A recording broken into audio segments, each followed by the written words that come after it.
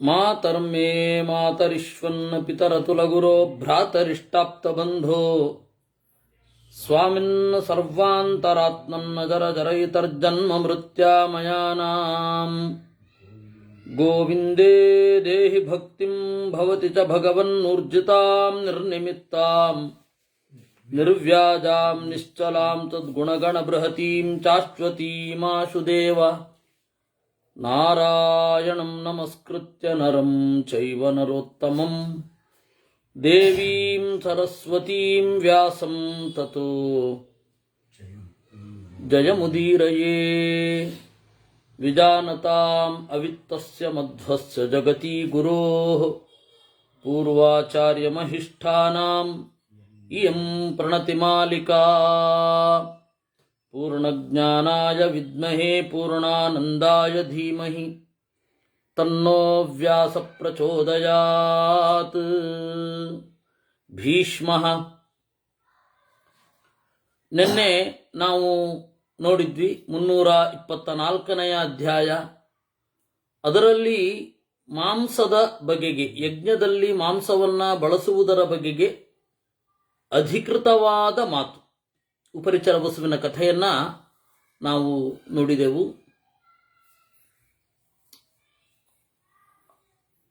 ಮಧ್ವಾಚಾರ್ಯರು ಭಾಗವತ ತಾತ್ಪರ್ಯ ನಿರ್ಣಯ ಅದರಲ್ಲಿ 11ನೆಯ ಸ್ಕಂಧದಲ್ಲಿ 5ನೇ ಅಧ್ಯಾಯದಲ್ಲಿ ಒಂದು ಮಾತು ಹೇಳುತ್ತಾರೆ.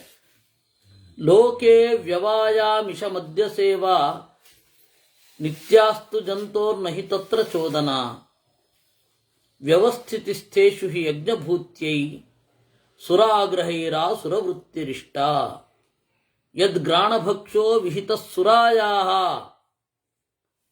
ಅಂತ. ಏವಂ ವ್ಯವಾಯ ಪ್ರಜಯಾ ನರತ್ಯೈ ಅಂತ ಅವರು ಭಾಗವತದ ಮಾತಿಗೆ ವ್ಯಾಖ್ಯಾನ ಬರಿತಾ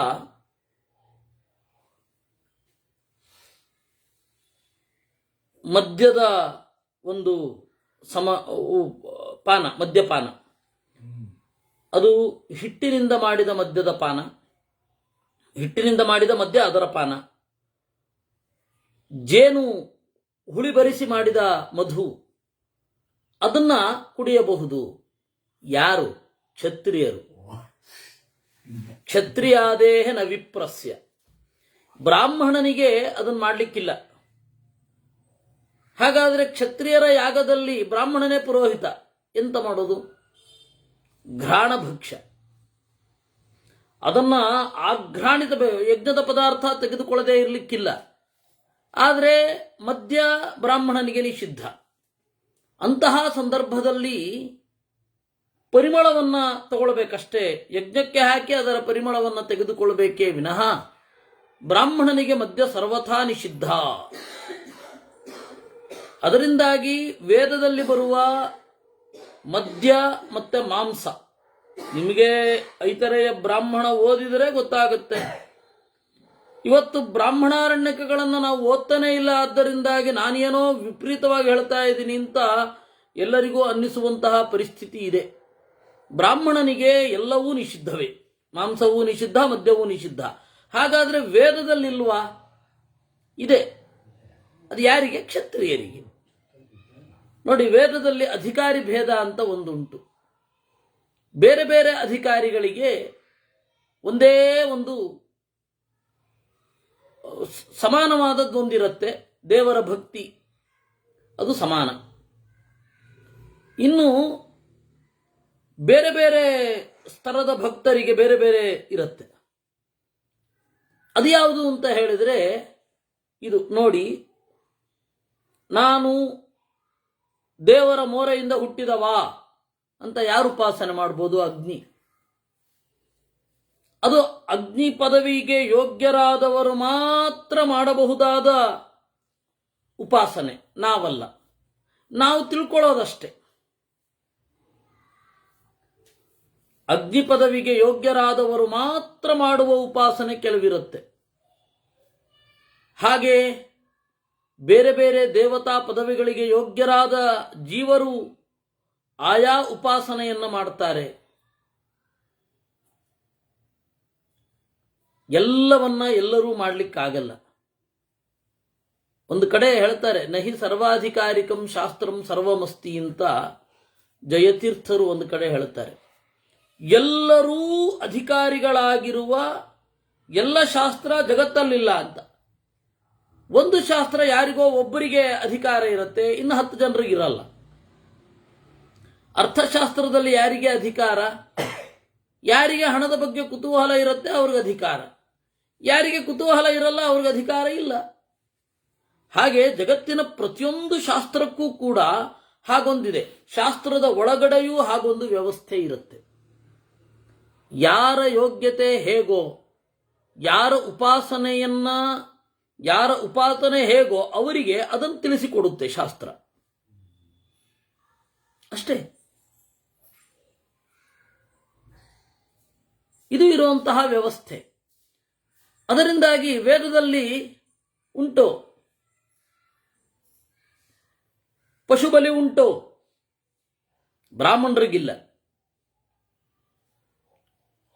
ಯಜ್ಞದಲ್ಲಿ ಮದ್ಯಪಾನ ಉಂಟು, ಬ್ರಾಹ್ಮಣರಿಗಿಲ್ಲ. ಧಾನ್ಯಗಳಿಂದ ಇವುಗಳಿಂದ ಇದೆ, ಬ್ರಾಹ್ಮಣರಿಗೆ ಅಧಿಕಾರ ಇದೆ. ಇದು ವ್ಯವಸ್ಥೆ, ಇದು ಮಧ್ವಾಚಾರ್ಯರು ಕೊಟ್ಟ ವ್ಯವಸ್ಥೆ. ನೋಡಿ, ನಾವು ಸಮಾಜವನ್ನೆಲ್ಲ ಒಗ್ಗೂಡಿಸ್ಲಿಕ್ಕಾಗಲ್ವಾ? ಆಗತ್ತೆ.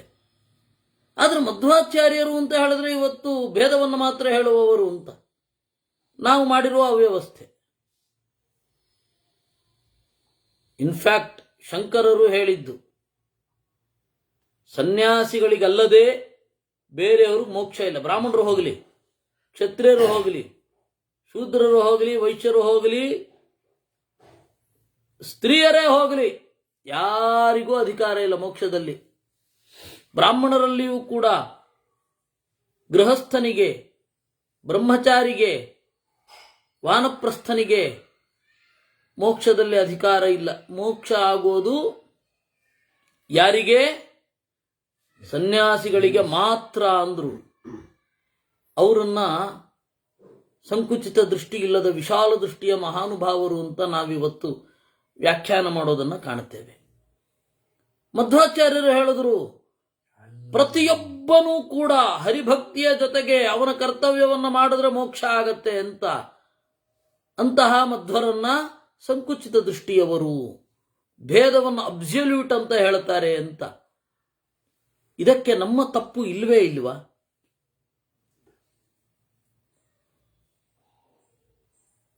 ನಮ್ಮ ತಪ್ಪು ಇದೆ, ನಮ್ಮ ಕಾಂಟ್ರಿಬ್ಯೂಷನ್ ಇದೆ, ನಮ್ಮನ್ನು ತಪ್ಪಾಗಿ ತಿಳ್ಕೊಳ್ಳಿಕ್ಕೆ. ಓದ್ದೇ ಇರೋದು ಆಯಾ ವಿದ್ವಾಂಸರ ತಪ್ಪು ಹೌದು.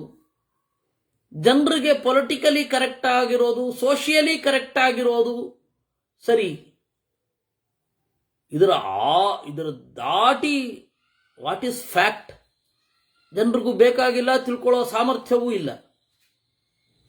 ಅದರಿಂದಾಗಿ ವಾಸ್ತವವಾಗಿ ಮೂರೂ ವರ್ಣದವರಿಗೆ ಅಧಿಕಾರ ಇದೆ. ಮೂರೂ ವರ್ಣದವರಿಗೆ ಯಜ್ಞದಲ್ಲಿ ಅಧಿಕಾರ ಇದೆ, ವೇದದಲ್ಲಿ ಅಧಿಕಾರ ಇದೆ.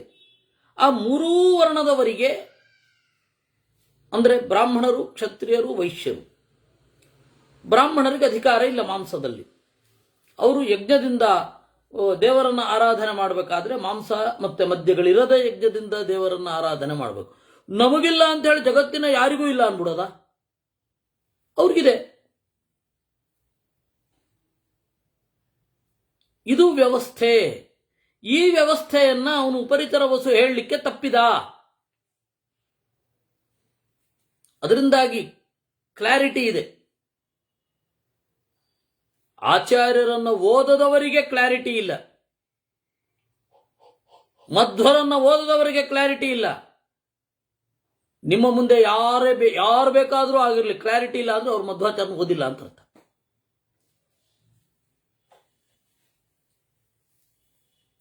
ಇಷ್ಟರೊಂದಿಗೆ ನಿನ್ನೆಯ ಅಧ್ಯಾಯದ ರೀಕಾಲಿಂಗ್. ಸಾಮಾಜಿಕವಾದ ಒಂದು ಒಕ್ಕೂಟದಲ್ಲಿ ಮಧ್ವರ ಕೊಡುಗೆ ಏನು? ಮಧ್ವಾಚಾರ್ಯರು ಅವ್ರಿಗೆ ಡಿಸ್ಯೂನಿಟಿಯನ್ನು ಏನು ಹೇಳಲಿಲ್ಲ ಅವರು. ಹಾಗಂತ ಶಂಕರರು ಯೂನಿಟಿಯನ್ನು ಹೇಳಲಿಲ್ಲ. ಅವ್ರಿಗೆ ಆ ಪರಿಸ್ಥಿತಿಯೇ ಇರಲಿಲ್ಲ.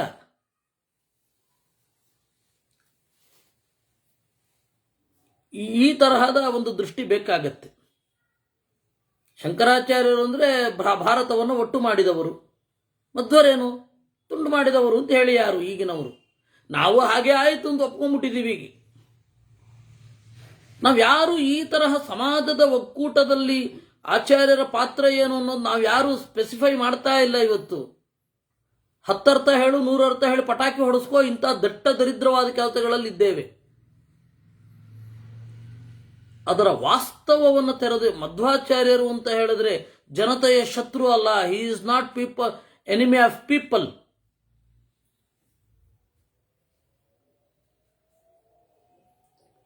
ಅದರಿಂದಾಗಿ ಅದನ್ನ ಅವಕಾಶ ಅಲ್ಲ. ಮದ್ಯ ಅನ್ನೋದು ತಾಮಸ ಪದಾರ್ಥ ಅಲ್ವೇ?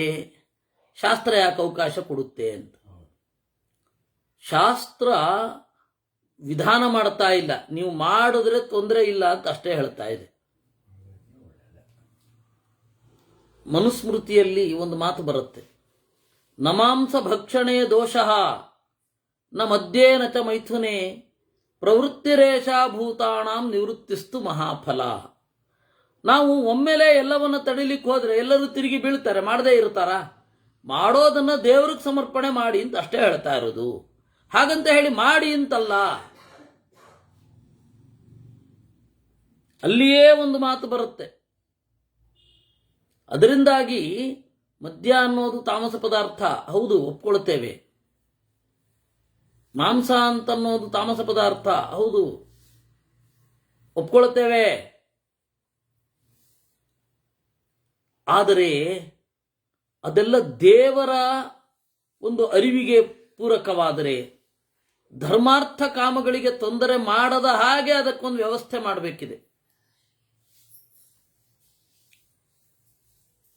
ಅಯ್ಯೋ ದೇವರೇ, ನಾನು ಮದುವೆ ಮಾಡಿಕೊಳ್ಳದೆ ಹೋದರೆ ಮದುವೆ ಮಂತ್ರ ವ್ಯರ್ಥವೋ, ಅದರಿಂದಾಗಿ ನಾನು ಮದುವೆ ಮಾಡಿಕೊಳ್ತೇನೆ ಅಂತ ಹೇಳಬೇಕಾಗಿಲ್ಲ. ನಿನಗೆ ಬಯಕೆ ಇದ್ದರೆ ಮದುವೆ ಆಗು, ಬಯಕೆ ಇಲ್ಲದಿದ್ದರೆ ಮದುವೆ ಆಗಬೇಡ. ಇದು ಭಾಗವತ 11ನೇ ಸ್ಕಂದದ ಮಾತು.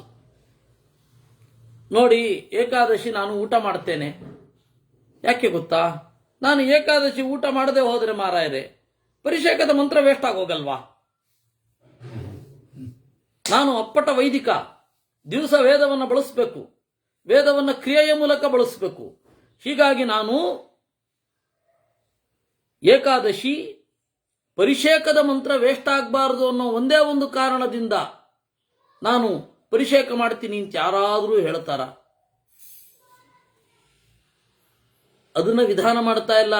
ಊಟವನ್ನಾಗಲಿ ಮದ್ಯವನ್ನಾಗಲಿ ಮಾಂಸವನ್ನಾಗಲಿ ವಿಧಾನ ಮಾಡೋದು ಯಾಕೆಂದ್ರೆ ಜನ ಮುಂದೆ ಬೆಳೀಲಿ ಅಂತ. ನೀವು ಮಾಡ್ತೀರಾದರೆ ದೇವರಿಗೆ ಸಮರ್ಪಣೆ ಮಾಡಿ ಅಷ್ಟೇ, ಮಾಡದೆ ಹೋದ್ರೆ ಸಂತೋಷ. ಅದರಿಂದಾಗಿ ಶಾಸ್ತ್ರ ನೋಡಿ, ಇದರಲ್ಲಿಯೂ ಕೂಡ ಗೀತಾ ಭಾಷ್ಯದಲ್ಲಿ ಮಧ್ವಾಚಾರ್ಯರು ಎಲ್ಲರಿಗೂ ಅದು ಮಾತ್ರ ಗೊತ್ತಿದೆ, ಅಷ್ಟು ಮಾತ್ರ ಹೇಳ್ತಾರೆ.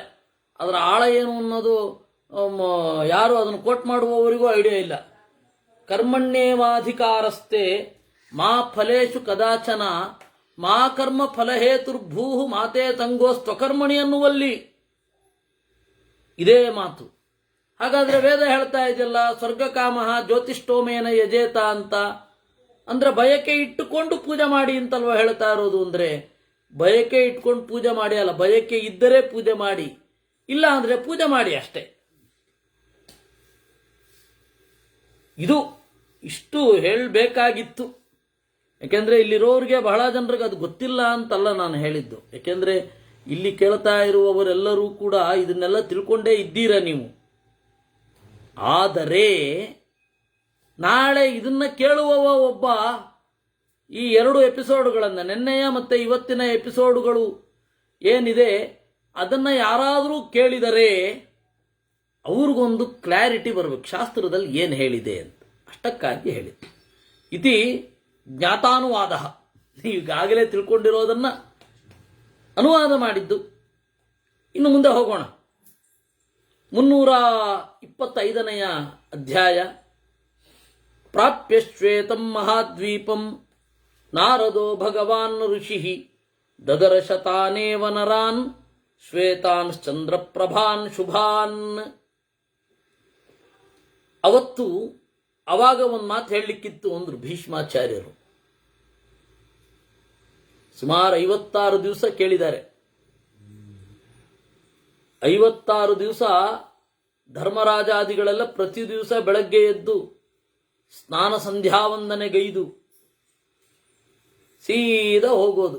ಪ್ರಾಯ ಬೆಳಗ್ಗಿನ ಉಪಹಾರವನ್ನು ತೀರಿಸಿಕೊಂಡು ಹೋಗ್ತಾ ಇದ್ರೋ ಗೊತ್ತಿಲ್ಲ, ಅಲ್ಲೇನಿಲ್ಲ, ಪ್ರಾಯ ತೀರಿಸಿಕೊಂಡು ಹೋಗಿರ್ತಾರೆ.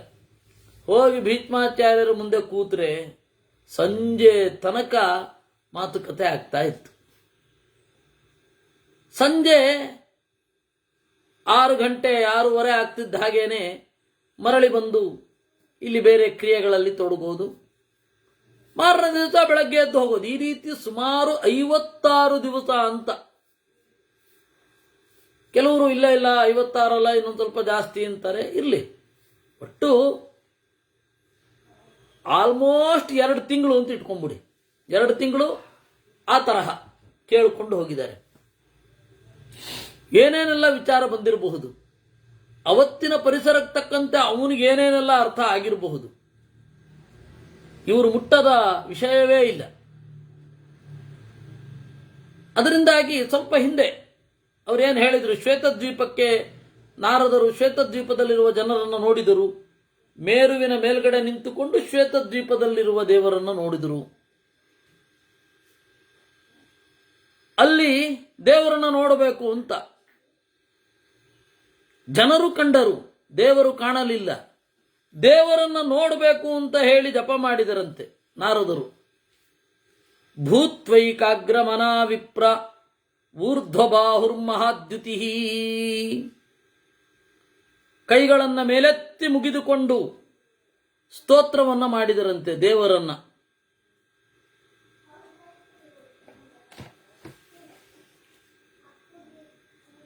ಏನು ಅದ್ಭುತವಾದ ಸ್ತೋತ್ರ, ಗದ್ಯ.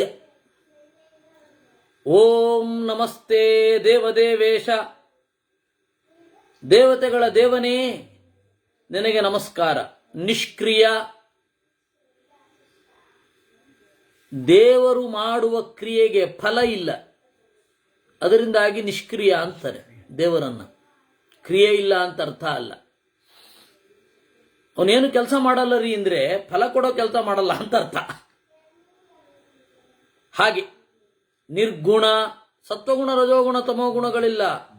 ಲೋಕ ಸಾಕ್ಷಿನ್, ಲೋಕವನ್ನೆಲ್ಲ ನೇರವಾಗಿ ನೋಡುವವ. ಕ್ಷೇತ್ರಜ್ಞ, ಅನಂತ ಪುರುಷ, ತ್ರಿಗುಣ ಪ್ರಧಾನ, 3 ಗುಣಗಳಿರುವ ಪ್ರಧಾನವನ್ನು ಆಳುವವ. ಅಮೃತಾಖ್ಯ, ಅಮೃತ, ಅಮೃತವೆಂಬ ಹೆಸರಿನವನೇ, ಎಂದೂ ಸಾಯದವನೇ. ವ್ಯೋಮನ್, ಆಕಾಶದಲ್ಲಿ ನೆಲೆಗೊಂಡವನೇ. ಸನಾತನ, ನಿತ್ಯನೇ. ಸದಸದ್ವ್ಯಕ್ತಾವ್ಯಕ್ತ, ಕಾಣುವ ಕಾಣದ, ಮುಟ್ಟುವ ಮುಟ್ಟಲಿಕ್ಕಾಗದ ವಸ್ತುಗಳಲ್ಲಿ ನೆಲೆಗೊಂಡವನೇ. ತ್ರಿಧಾಮ ಪೂರ್ವ, 3 ಮನೆಗಳನ್ನು ಹೊಂದಿರುವವ. ಶ್ವೇತದ್ವೀಪ, ಅನಂತಾತನ, ವೈಕುಂಠ. ಆದಿದೇವ, ದೇವತೆಗಳ ಜನಕ. ವಸುಪ್ರದ, ಸಂಪತ್ತನ್ನು ನೀಡುವವ. ಪ್ರಜಾಪತೆ, ಪ್ರಜೆಗಳ ಒಡೆಯ. ವಾಕ್ಪತೆ, ಮಾತಿನ ಒಡೆಯ. ವನಸ್ಪತೆ, ನೀರಿನ ಒಡೆಯ. ವನಃ ಅಂದ್ರೆ ನೀರು, ವನಂ ಅಂದ್ರೆ ನೀರು.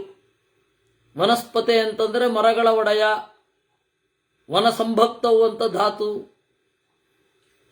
ಹೊಂದುವುದರಲ್ಲಿ ಅಗ್ರಗಣ್ಯನಾದವ. ದಿವಸ್ಪತೆ, ಅಲೌಕಿಕವಾದ ಬೆಳಕಿನ ಒಡೆಯ.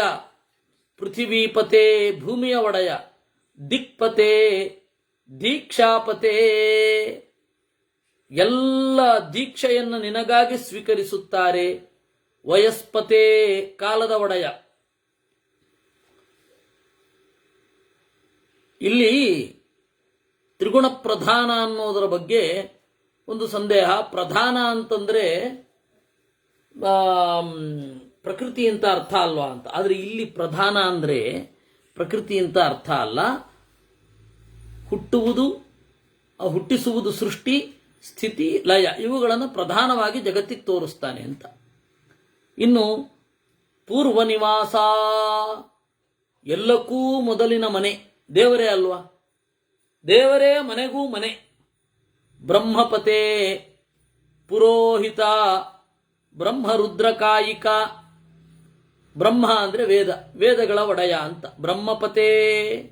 ಮತ್ತೆ ಬ್ರಹ್ಮ ಅಂದ್ರೆ ಚತುರ್ಮುಖ ಬ್ರಹ್ಮ, ಅವನ ಒಡೆಯ, ಎರಡರ್ಥ ಇದೆ. ಪುರೋಹಿತ, ಎಲ್ಲರಿಗಿಂತ ಮೊದಲು ನಮಗೆ ಹಿತವನ್ನು ಉಂಟು ಮಾಡುವವ. ಬ್ರಹ್ಮ ರುದ್ರಕಾಯಿಕ, ಬ್ರಹ್ಮ ಹಾಗೂ ರುದ್ರರನ್ನ ದೇಹದಲ್ಲಿ ಹೊಂದಿದವ. ಮಹಾರಾಜಿಕ, ಹೊಳೆಯುವವ. ಚಾತುರ್ ಮಹಾರಾಜಿಕ, ಉತ್ಕಟವಾಗಿ ಬೆಳಗುವವ. ಭಾಸ್ವರ, ಭಾಸ್ವರ ಸಪ್ತಮ. ಭಾಸ್ವರ ಅಂದ್ರೆ ಹೊಳೆಯುವವ, ಹೊಳೆಯುವುದರಲ್ಲೇ ಅಗ್ರಗಣ್ಯ. ಮಹಾಭಾಸ್ವರ ಧಾಮ, ಎಲ್ಲ ಹೊಳೆಯುವ ಸೂರ್ಯ ಮೊದಲಾದ ಬೆಳಕುಗಳಿಗೆ ಆಸರೆ. ಮಹಾಧಾಮ, ಹಿರಿಮನೆ. ತುಷಿತ, ತೃಪ್ತನಾಗಿರುವವ. ಮಹಾತುಷಿತ, ಅತ್ಯಂತ ತೃಪ್ತ, ಬೇರೆಯೊಬ್ಬರಿಗೆ ಏನು ಇಲ್ವೇ ಇಲ್ಲ. ಅವನಿಗೆ ಬೇರೆಯವರಿಗೆ ಇಷ್ಟು ತೃಪ್ತಿಯೇ ಇಲ್ಲ, ಅವನಿಗೇನು ಬೇಕು ಅಂತಾನೆ ಇಲ್ಲ. ಸಂಜ್ಞಾ, ದೇವರಿಗೆ ಹೆಸರಿದೆ, ಹೆಸರಿಲ್ಲ. ಹೆಸರಿದೆ, ಗುಣಗಳಿಗೆ ತಕ್ಕ ಹೆಸರಿದೆ. ಅಸಂಜ್ಞ, ಯಾರೂ ನಾಮಕರಣ ಮಾಡಿಲ್ಲ. ದೇವರಿಗೊಂದು ನಾಮಕರಣ ಅಂತ ಏನಾದ್ರೂ ಉಂಟಾ ಪ್ರಕೃತಿಯ ಆರಂಭದಲ್ಲಿ? ವ್ರತದಾನ ಪರಿವೃತ್ತ ಅವಶವರ್ತಿನ್. ವ್ರತ, ದಾನ ಇವುಗಳನ್ನು ಮೀರಿದವ. ಅವಶವರ್ತಿನ್, ಯಾರ ವಶದಲ್ಲಿಯೂ ಇಲ್ಲ. ವ್ರತದಾನಗಳಲ್ಲಿ ನೆಲೆಗೊಂಡವ, ವ್ರತದಾನಗಳನ್ನು ಮೀರಿದವ, ಯಾರ ವಶದಲ್ಲಿಯೂ ಇರದವ. ಅಪರಿನಿರ್ಮಿತ, ಯಾರೂ ನಿನ್ನನ್ನು ನಿರ್ಮಾಣ ಮಾಡಿಲ್ಲ. ಆದರೂ ವಶವರ್ತಿನ್, ಭಕ್ತರ ವಶ. ಯಜ್ಞ, ಇದ್ದದ್ದನ್ನೆಲ್ಲ ತಿಳಿದವ. ಯತ್ ಯತ್ ತತ್ ತತ್ ಜಾನಾತೀತಿ ಯಜ್ಞ ಅಂದ್ರೆ ಸರ್ವಜ್ಞ ಅಂತ ಅರ್ಥ. ಯಜ್ಞ, ಮಹಾಯಜ್ಞ, ಅಸಂಯಜ್ಞ, ಯಜ್ಞ ಸಂಭವ. ಅಸಂಯಜ್ಞ, ಅವನನ್ನ ಯಾರು ತಿಳಿದಿಲ್ವಲ್ಲ. ಯಜ್ಞ ಸಂಭವ, ಯಜ್ಞವನ್ನ ಹುಟ್ಟಿಸಿದವ. ಯಜ್ಞಯೋನೇ, ಪೂಜೆಯಿಂದ ಅಭಿವ್ಯಕ್ತನಾಗುವವ. ಯಜ್ಞಗರ್ಭ, ಯಜ್ಞವನ್ನ ಒಡಲೊಳಗೆ ಇಟ್ಟುಕೊಂಡವ. ಯಜ್ಞಸೂದನ,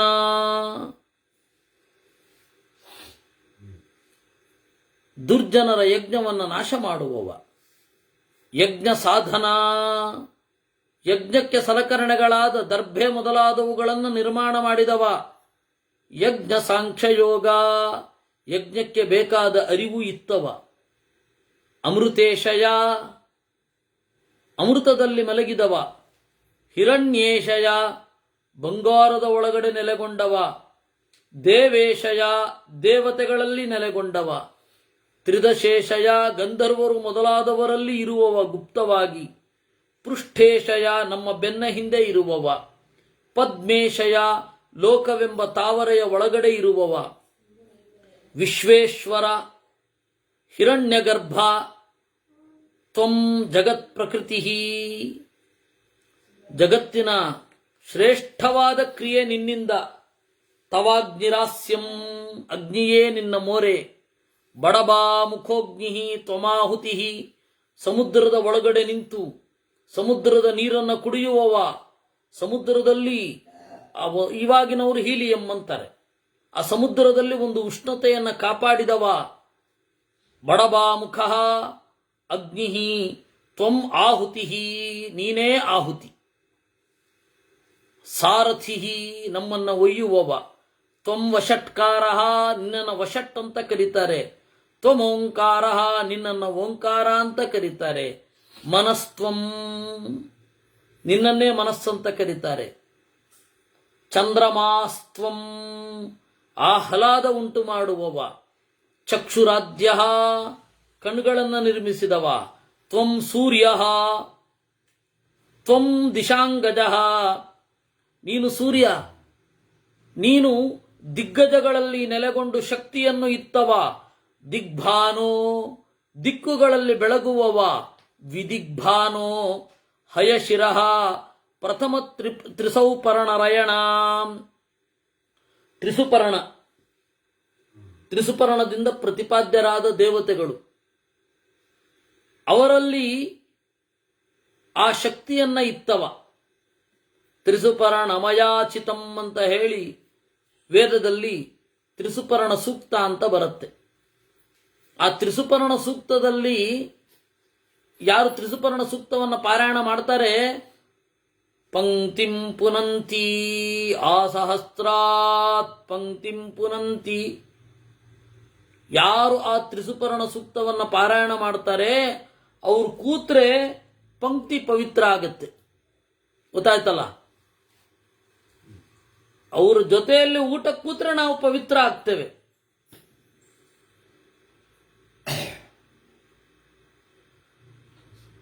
ಪಂಕ್ತಿಯಲ್ಲಿ ಯಾರಾದರೂ ದುಷ್ಟರಿದ್ರೆ, ಪಾಪಿಗಳಿದ್ರೆ ಅಪವಿತ್ರ ಆಗತ್ತೆ ಅನ್ನೋ ಭಯ ಬೇಡ. ಇದನ್ನ ಪಾರಾಯಣ ಮಾಡಿ ತ್ರಿಸುಪರ್ಣ ಸೂಕ್ತವನ್ನ ಅವ್ರ ಪಂಕ್ತಿಯಲ್ಲಿ ಕೂತ ಉಳಿದವರು ಪವಿತ್ರ ಆಗ್ತಾರೆ ಅಂದ್ರೆ ಇನ್ನು ಅವ್ರು ಪವಿತ್ರ ಆಗೋದಿಲ್ವೇ? ಅದರಿಂದಾಗಿ ತ್ರಿಸುಪರ್ಣ ಸೂಕ್ತವನ್ನ ಯಾರು ಪಾರಾಯಣ ಮಾಡ್ತಾರೆ ಅವರು ತ್ರಿಸೌಪರ್ಣರು. ಆ ಪ್ರಥಮ ತ್ರಿಸೌಪರ್ಣರಯ ಮೊದಲು ಆ ಶಕ್ತಿಯನ್ನ ಅವನಿಗಿತ್ತವನು. ಆಮೇಲೆ ದೇವತೆಗಳು ಕೊಡ್ತಾರೆ. ಹೀಗಾಗಿ ತ್ರಿಸೌಪರ್ಣರಯ ಅಂತ ಅದನ್ನ ಪಂಕ್ತಿ ಪಾವನ ಅಂತ. ಪಂಕ್ತಿಯ ಬಗ್ಗೆ ಒಂದು ಸ್ವಾರಸ್ಯಕರವಾದ ಸಂಗತಿ ಹೇಳಬೇಕು. ಪಂಕ್ತಿ ಅಂದ್ರೆ 5 ಜನರ ಸಾಲು ಅಂತ. ಆಮೇಲೆ ಏನಾಗೋಗಿದೆ ಆವಲಿ ಅಂತ. ಆವಲಿ ಅಂತಂದ್ರೆ 10 ಜನ 20 ಜನ 30 ಜನ ಇರೋದನ್ನು ಪಂಕ್ತಿ ಅಂತ ಕರೀತಾರೆ. ಅವಾಗ ಪಚ್ಚಿ ವಿಸ್ತಾರೆ ಅಂತ, ವಿಸ್ತಾರ ಹಾಗರ್ಥ. ಪಂಚಾಗ್ನೇ 5 ಅಗ್ನಿಗಳಲ್ಲಿ ನೆಲೆಗೊಂಡವ. ತ್ರಿಣಾಚಿಕೇತ ಅಂತ. ನಚಿಕೇತ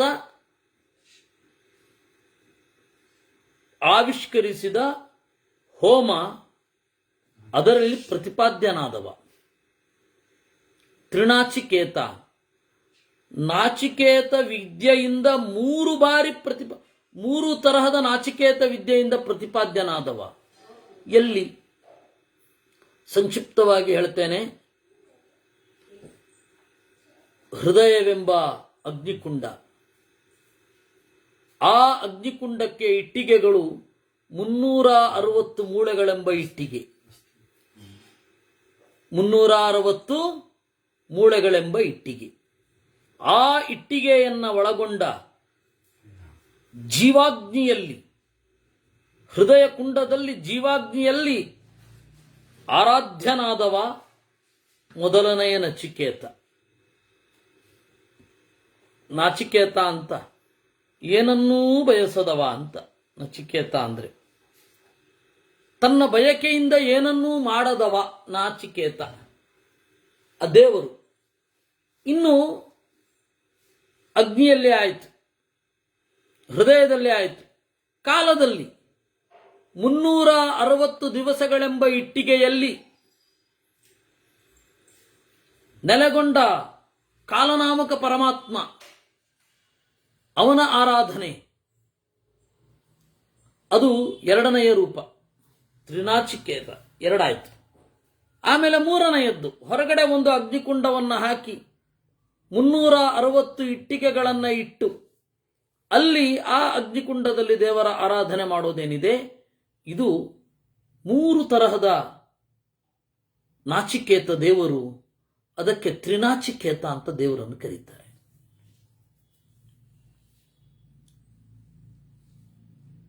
ಷಡಂಗ ವಿಧಾನ,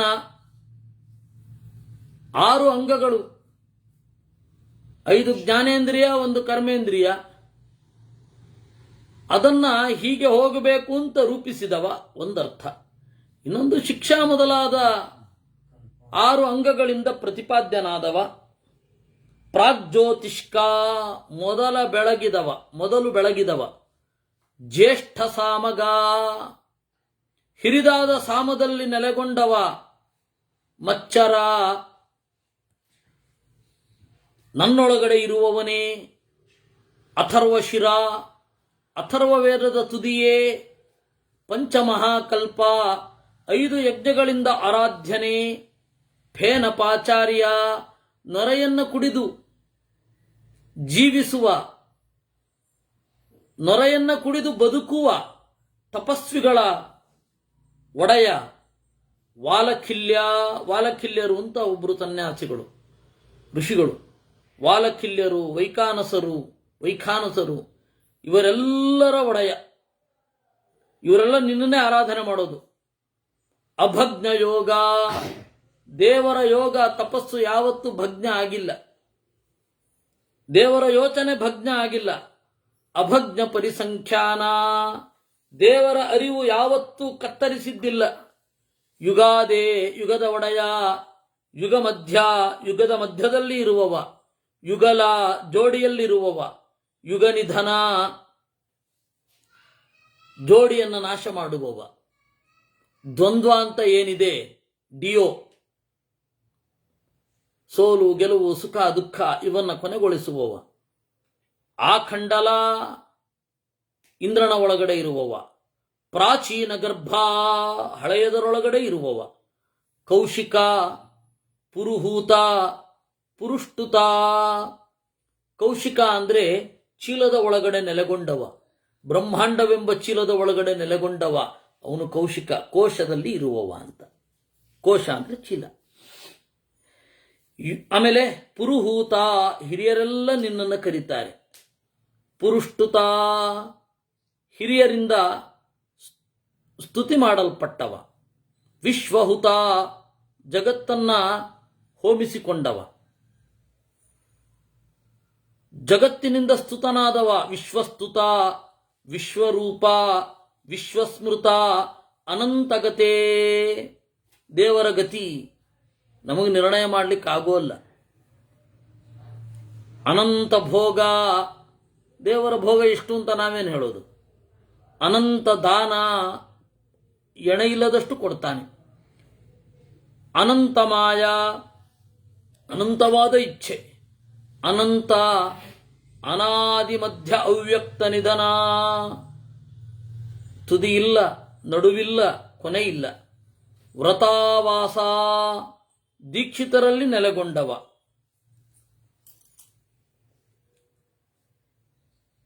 ಸಮುದ್ರಾಧಿವಾಸ, ಸಮುದ್ರದಲ್ಲಿಯೂ ಇರುವವ. ತಪೋವಾಸ, ತಪಸ್ಸಿನಲ್ಲಿ ನೆಲೆಗೊಂಡವ. ಯಶೋವಾಸ, ಯಶಸ್ಸಿನಲ್ಲಿ ನೆಲೆಗೊಂಡವ. ವಿದ್ಯಾವಾಸ, ಲಕ್ಷ್ಮ್ಯಾವಾಸ, ಕಾಂತ್ಯಾವಾಸ, ಶ್ರೀನಿವಾಸ. ಶ್ರೀವಾಸ, ಸರ್ವ ಆವಾಸ. ವಾಸುದೇವ, ಸರ್ವಚ್ಛಂದೋಗತ, ಎಲ್ಲ ಛಂದಸ್ಸಿನಲ್ಲಿ ಇರುವವ. ಹರಿಹಯ, ವಾಯುದೇವರನ್ನೇ ಕುದುರೆಯಾಗಿ ಹೊಂದಿರುವವ. ಹರಿಜೀವ, ವಾಯುದೇವನಿಗೂ ಜೀವವಿತ್ತವ. ಹರಿಮೇಧ, ಮೇಧ ಅಂದ್ರೆ ಪವಿತ್ರ ಅಂತ. ಮೇಧ್ಯ ಅಂದ್ರೆ ಯಜ್ಞ. ಮೇಧ್ಯ ಅಂದ್ರೆ ಯಜ್ಞಕ್ಕೆ ಅರ್ಹವಾದದ್ದು. ಗೊತ್ತಾಯ್ತಲ್ಲ. ಅಮೇಧ್ಯ ಅಂದ್ರೆ ಅಪವಿತ್ರ ಅಂತ ಅರ್ಥ. ಯಜ್ಞಕ್ಕೆ ಅರ್ಹವಾದದ್ದಲ್ಲ ಅನ್ನುವ ಅರ್ಥದಲ್ಲಿ ಅಮೇಧ್ಯ ಅಂತ ಕರೆಯೋದು. ಅದರಿಂದಾಗಿ ಮೇಧ ಅಂದರೆ ಯಜ್ಞ, ವಾಯುದೇವರ ಯಜ್ಞವನ್ನು ಸ್ವೀಕರಿಸುವವ. ಹರಿಮೇಧ, ಮಹಾಯಜ್ಞ, ಭಾಗಭವ, ಭಾಗ್ಯವನ್ನು ಉಂಟು ಮಾಡುವವ. ರತಿಪ್ರದ, ದಮನೀಯ, ಯಮ ನಿಯಮ ಮಹಾನಿಯಮ, ಕೃಚ್ಛ್ರಾತಿಕೃಚ್ಛ್ರ, ಸರ್ವಕೃಚ್ಛ್ರ, ಯಮ ನಿಯಮ ಮಹಾನಿಯಮ. ಕೃಚ್ಛ್ರ ಅಂದರೆ ಪ್ರಾಯಶ್ಚಿತ್ತಕ್ಕಾಗಿ ಮಾಡುವ ಕಠಿಣವಾದ ವ್ರತ. ಆ ತರಹದ ಯಜ್ಞಗಳಲ್ಲಿ, ಆ ತರಹದ ವ್ರತಗಳಲ್ಲಿ, ಪ್ರಾಯಶ್ಚಿತ್ತಗಳಲ್ಲಿ ನೆಲೆಗೊಂಡು ಅನುಗ್ರಹಿಸುವವ. ನಿಯಮ ನಿವೃತ್ತಿ ಧರ್ಮ ಪ್ರವಚನ ಗೌರವ ವೃತ್ತೇ. ನಿಯಮ ಅಂದರೆ ಸೆಲ್ಫ್ ಡಿಸಿಪ್ಲಿನ್, ನಿವೃತ್ತಿ ಧರ್ಮ, ಆಮೇಲೆ ಸ್ವಾಧ್ಯಾಯವನ್ನ ಒಪ್ಪಿಸುವುದು, ಅದು ಪ್ರವಚನ. ಇದನ್ನ ಉಂಟು ಮಾಡುವ ಗುರುಗಳಲ್ಲಿ ಇದ್ದು ಅದನ್ನು ಆಗಗೊಡಿಸಿದವ. ಗೌರವ ವೃತ್ತೇ, ದೇವಕ್ರಿಯ, ಸರ್ವಗತ, ಸರ್ವದರ್ಶಿನ್, ಅಗ್ರಾಹ್ಯ, ತಲುಪಲಾಗದವ. ಅಚಲ, ಅವನ ಚಲನೆ ಬೇರೆಯವರಿಂದ ಅಲ್ಲ. ಮಹಾವಿಭೂತೆ, ಮಾಹಾತ್ಮ್ಯ ಶರೀರ, ಮಹಿಮೆಯೇ ಮೈವೆತ್ತವನು. ಪವಿತ್ರ, ಮಹಾಪವಿತ್ರ, ಹಿರಣ್ಯಮಯ, ಬ್ರಹ್ಮವ್ರತ, ಹಿರಿದಾದ ದೀಕ್ಷೆ ಅವನದ್ದು ಈ ಬ್ರಹ್ಮಾಂಡವನ್ನ ಮಾಡಲಿಕ್ಕಾಗಿ. ಅಕರ್ತೃ, ಅವನಿಗೊಬ್ಬ ಕರ್ತೃ ಇಲ್ಲ. ಅವಿಜ್ಞೇಯ, ಅವನನ್ನು ತಿಳಿಯಲಿಕ್ಕೆ ಆಗೋದಿಲ್ಲ ಪೂರ್ತಿಯಾಗಿ. ಪೃಷ್ಣಿಗರ್ಭ, ಬೆಳಕಿನಲ್ಲಿ ನೆಲೆಗೊಂಡವ. ಬ್ರಹ್ಮಾಗ್ರ್ಯ, ಹಿರಿದಾದ ವಸ್ತುಗಳಲ್ಲೇ ಮಿಗಿಲಾದವ. ಪ್ರಜಾಸರ್ಗ, ಪ್ರಜಾನಿಧನಕರ, ಪ್ರಜೆಗಳನ್ನು ಹುಟ್ಟಿಸುವವ, ಪ್ರಜೆಗಳನ್ನು ಲಯಗೊಳಿಸುವವ. ಮಹಾಮಾಯಾಧರ, ಚಿತ್ರಶಿಖಂಡಿನ್, ಶಿಖಂಡ ಅಂದರೆ ನವಿಲುಗರಿ, ನವಿಲುಗರಿಯನ್ನ ತೊಟ್ಟವ ಶಿಖಂಡಿ. ಶಿಖಂಡಿ ಅಂತ ಹೇಳಿದ್ರೆ ಇಂಪಾರ್ಟೆಂಟ್ ಅಂತ ಅರ್ಥ ಅಲ್ಲ, ಅಥವಾ ಖೋಜ ಅಂತ ಅರ್ಥ ಅಲ್ಲ. ಜನ ಯಾಕೋ ಆ ರೀತಿ ತಪ್ಪರ್ಥ ಮಾಡ್ಕೊಂಡ್ಬಿಟ್ಟಿದ್ದಾರೆ. ಶಿಖಂಡಿ ನಹುಚೋ ವೃಚಃ ಅಂತ ವಿಷ್ಣು ಸಹಸ್ರನಾಮ. ಏನರ್ಥ? ನವಿಲ ಸೋಗೆಯನ್ನ ತೊಟ್ಟವ ಅಂತ. ಶಿಖಂಡ ಕೇಶಪಾಶೆ ಸ್ಯಾತ್, ಚಂದದ ಕೂದಲವ ಅಂತ. ಚಿತ್ರಶಿಖಂಡಿನ್. ವರಪ್ರದ, ಪುರೋಡಾಶ, ಪುರೋಡಾಶ ಭಾಗ, ಪುರೋಡಾಚ ಅಂತ ಯಜ್ಞದಲ್ಲಿ ಕೊಡಬೇಕಾದ ಒಂದು ಹವಿಸ್ಸು, ಅದರಲ್ಲಿ ನೆಲೆಗೊಂಡವ.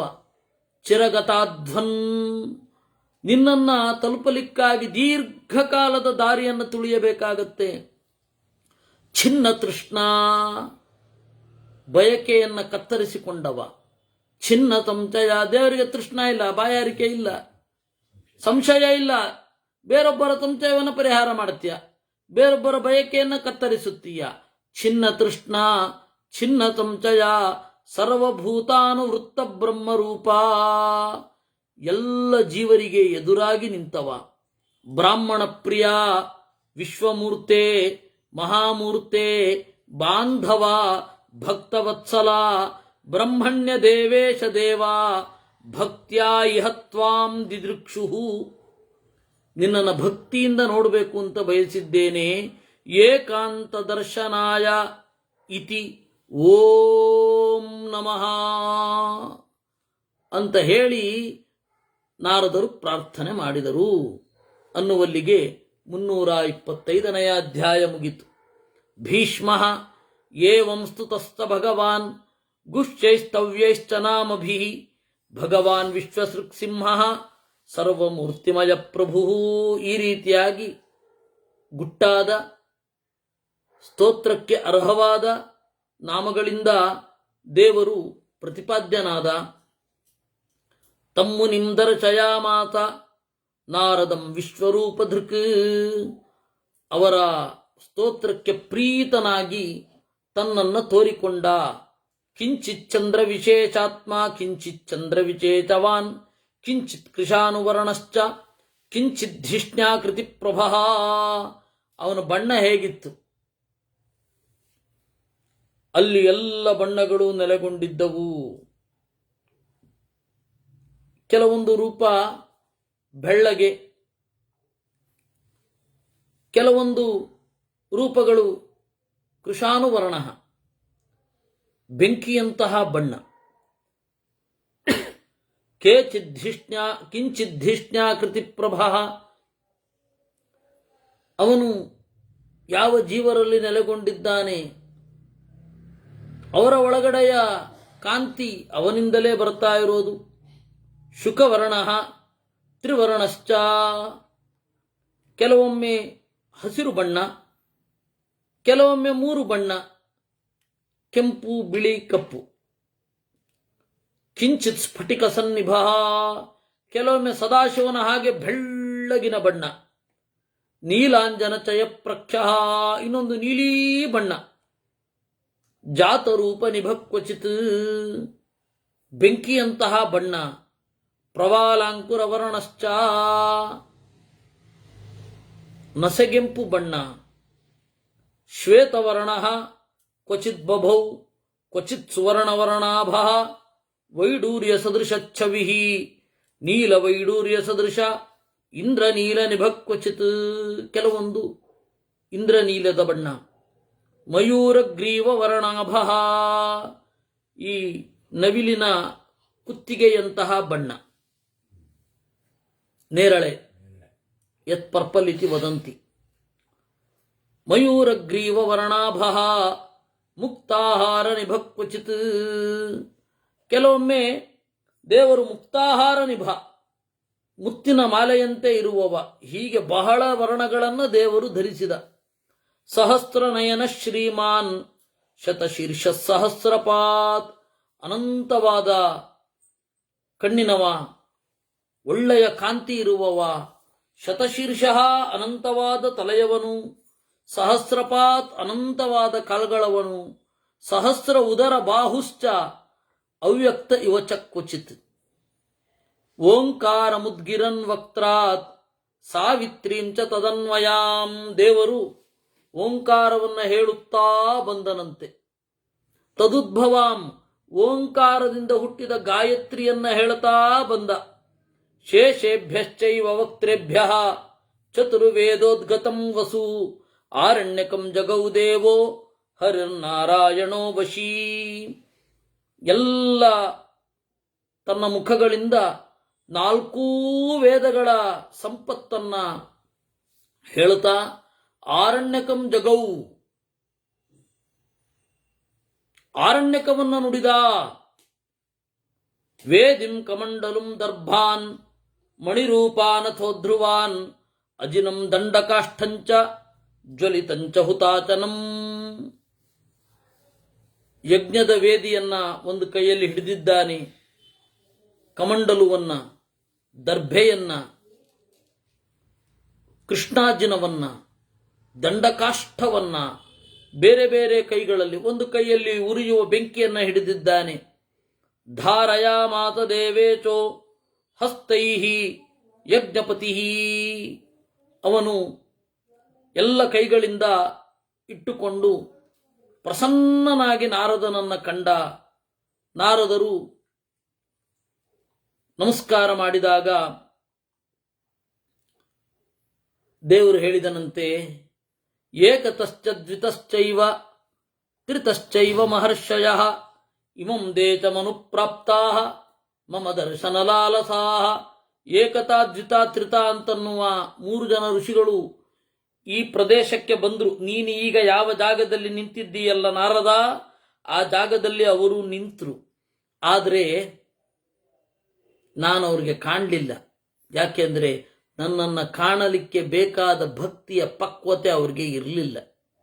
ಮುಂದೆ ಕಾಣುತ್ತಾರೆ. ಮಮ ಇತಾಸ್ತನವ ಶ್ರೇಷ್ಠ ಜಾತಾ ಧರ್ಮಭೃತೋದ್ವಿಜ. ಅದರಿಂದಾಗಿ ನನ್ನ ಎಲ್ಲ ಶರೀರಗಳು, ನನ್ನ ಎಲ್ಲ ರೂಪಗಳನ್ನು ನೀನು ನೋಡಿದ್ದೀಯ. ಮುಖ್ಯವಾದದ್ದನ್ನ ವಿಶ್ವಮೂರ್ತಿ ಅಂತ ಕರೀತಾರೆ. ಅಂತಹದ್ದನ್ನು ನೀನು ನೋಡಿದ್ದೀಯಾ? ವರವನ್ನ ಕೇಳು. ವರಂ ಋಣೀಶ್ವ ವಿಪ್ರೇಂದ್ರ ಮತ್ತಸ್ತ್ವಂ ಯದಿ ಹೆಚ್ಚಸಿ. ನಾರದರು ಹೇಳಿದ್ರು, ಇವತ್ತು ನನ್ನ ಜನ್ಮ ಸಫಲ. ನಾನು ಯಮ, ಏನು ಪಬ್ಲಿಕ್ ಡಿಸಿಪ್ಲಿನ್ ಅಂತ ಏನು ಹೇಳ್ತೇವೆ, ಯಮ ನಿಯಮಗಳು ಅದೆಲ್ಲವನ್ನ ಮಾಡಿದ್ದರ ಫಲ ಸಿಕ್ಕಿತು. ನನಗೆ ಒಂದು ವರ ಬೇಕು ಅಂತ ನೀನು ಕಂಡದ್ದೇ ನನಗೆ ವರ, ನೀನು ನನಗೆ ತೋರಿಕೊಂಡದ್ದೇ ವರ, ಅದ್ರ ಬಿಟ್ಟು ಬೇರೇನು ಬೇಕು? ಈ ರೀತಿಯಾಗಿ ದೇವರು ಪ್ರತ್ಯಕ್ಷ ಆದಾಗ ನಾರದರು ಹೇಳಿದರು. ಆಗ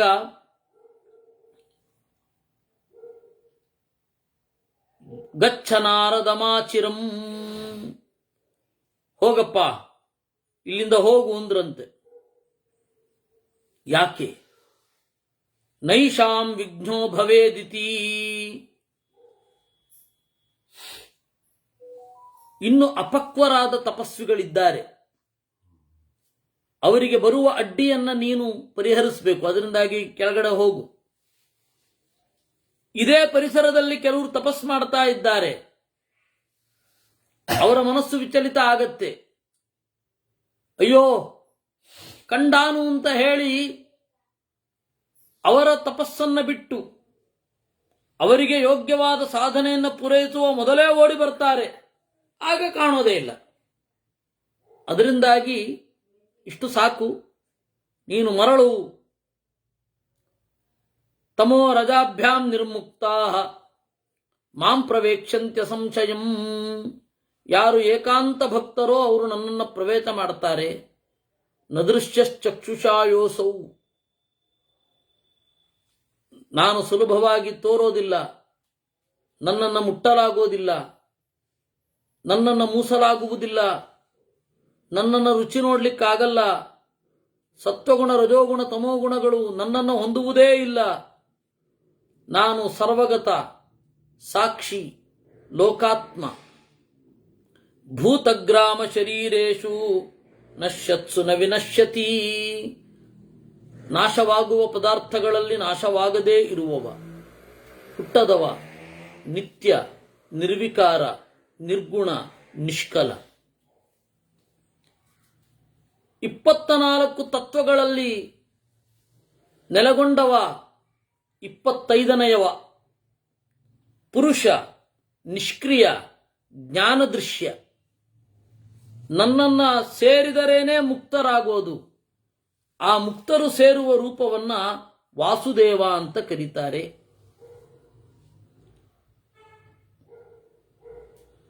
ಪಶ್ಯ ದೇವಸ್ಯ ಮಾಹಾತ್ಮ್ಯಂ ಮಹಿಮಾನಂಚ ನಾರದ, ಓ ನಾರದ ನನ್ನ ಬಗ್ಗೆ ತಿಳ್ಕೋ. ಯಾವ ಕರ್ಮಗಳು ನನಗೆ, ಯಾವ ಕರ್ಮಗಳ ಲೇಪವೂ ಇಲ್ಲ. ಸತ್ವಗುಣ ರಜೋಗುಣ ತಮೋಗುಣ ಅಂತ ಹೇಳಿ ಆ ಗುಣಗಳೇನಿದೆ ಅದು ನನ್ನಲ್ಲಿಲ್ಲ. ಈ ಎಲ್ಲ ಗುಣಗಳನ್ನು ನಾನು ಬಲ್ಲೆ, ಆದರೆ ಈ ಗುಣಗಳು ಕೂಡ ನನ್ನನ್ನು ನಿಯಂತ್ರಿಸುವುದಿಲ್ಲ. ಅದರಿಂದಾಗಿ ನಿರ್ಗುಣ ಅನ್ನೋದು ಹೌದು, ಗುಣಭೃತ್ ಅನ್ನೋದು ಹೌದು. ಗುಣವನ್ನು ಸೃಷ್ಟಿ ಮಾಡಿದವನೂ ಹೌದು, ಗುಣಗಳಿಂದ ಮಿಗಿಲೂ ಹೌದು. ನಿರ್ಗುಣೋ ಗುಣಭೃಚ್ಚೈವ ಗುಣಸ್ರಷ್ಟ ಗುಣಾಧಿಕ ಅಂತ ಹೇಳಿ ಇದೆ. ಹೀಗಾಗಿ ಆಚಾರ್ಯರು ಏನು ಹೇಳಿದ್ದಾರೆ, ದೇವರು ನಿರ್ಗುಣ ಅಂದರೆ ಹೀಗರ್ಥ, ದೇವರಿಗೆ ಗುಣ ಇಲ್ಲ ಅಂತ ಅರ್ಥ ಅಲ್ಲ ಅಂತ, ಅದು ಪರ್ಫೆಕ್ಟ್. ಹಾಗೆ ನಾರದರು ತನ್ನನ್ನು ನೋಡಲಿಕ್ಕೆ ಬಂದಾಗ ದೇವರೇ ತನ್ನ ಪರಿಚಯವನ್ನು ಹೇಳಿಕೊಂಡ ಅನ್ನೋದು ಇದೊಂದು ಅದ್ಭುತ. ನಾವು ಮತ್ತೆ ಮಹಾಭಾರತವನ್ನ ನೋಡೋದು ಸೋಮವಾರ. ನಾಳೆ ಘಟಿಕಾಚಲಕ್ಕೆ ಹೊರಡುವ ಕಾರ್ಯಕ್ರಮ. ನಾಡಿದ್ದು ಶನಿವಾರ, ನಾಳೆ ಶುಕ್ರವಾರ ಅಲ್ವಾ, ನಾಡಿದ್ದು ಶನಿವಾರ ಪ್ರಾಯ 11 ಗಂಟೆಗೆ ವಿಷ್ಣು ಪುರಾಣದ ಒಂದು ಸರ್ತಿಯ ಆವೃತ್ತಿ ಆಗ್ತದ ಏನು, ಒಂದು ಸರ್ತಿಯ ಆವೃತ್ತಿ ನಮ್ಮ ವಿಷ್ಣು ಪುರಾಣದ ಒಂದು ಚಿಂತನೆಯ ಸಮರ್ಪಣೆ. ಆಮೇಲೆ ಅಲ್ಲಿಂದ ಬರುವಂಥದ್ದು 24 ಭಾನುವಾರ ನಾವು ಬರ್ತೀವಿ. 25 ಯಥಾ ಪ್ರಕಾರ ಈ ಅಧ್ಯಾಯದ ಮುಂದುವರಿಕೆ. ಹೀಗೆ ಈ ತನಕ ಕೇಳಿದ ಇವತ್ತಿನ ಚಿಂತನೆಯನ್ನ ದೇವರಿಗೆ ಅರ್ಪಿಸೋಣ. ಕೃಷ್ಣಾರ್ಪಣಮಸ್ತು. ಅದರಿಂದಾಗಿ ಈ ಸರ್ತಿ ರಾಮಾಯಣ ಇರಲ್ಲ, ಶನಿವಾರ ಭಾನುವಾರ.